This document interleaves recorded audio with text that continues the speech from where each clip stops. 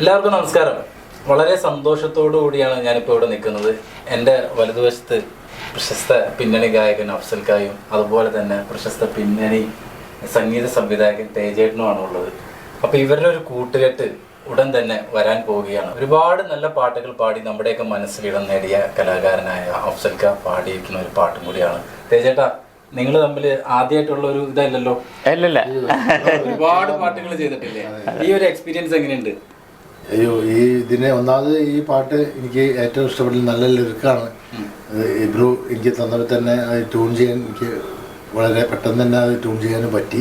ആ ഒരു ലിറിക്കൽ ലാളിത്യം ഉള്ളൊരു വേർഡാണ്, ഭക്തിയുണ്ട്, ഒക്കെ ഉണ്ട്. എന്തായാലും ഈ പെരുന്നാളിന് എല്ലാവരും പ്രോത്സാഹനം ഉണ്ടെങ്കിൽ ഈ പാട്ട് എല്ലാവരും വിജയിപ്പിക്കണം എന്നാണ് എൻ്റെ. ഈ ലിറിക്ക് കിട്ടിയപ്പോൾ തന്നെ അഫ്സൽക്കാക്ക് വേണ്ടിയിട്ടാണ് ഈ പാട്ട് തന്നെ ചെയ്തേക്കണ ഒരു പാട്ടാണ്. അഫ്സലിന് വേണ്ടി ചെയ്ത പാട്ടാണ്. അഫ്സലിന് റേഞ്ചിനൊക്കെ ആയിട്ട് ചെയ്തൊരു പാട്ടാണ്. എല്ലാവരും പിന്തുണയും ഉണ്ടാവണം. ഈ വർക്കിനെ പ്രൊമോട്ട് ചെയ്യണം ഞാൻ ചെയ്യുന്നത്.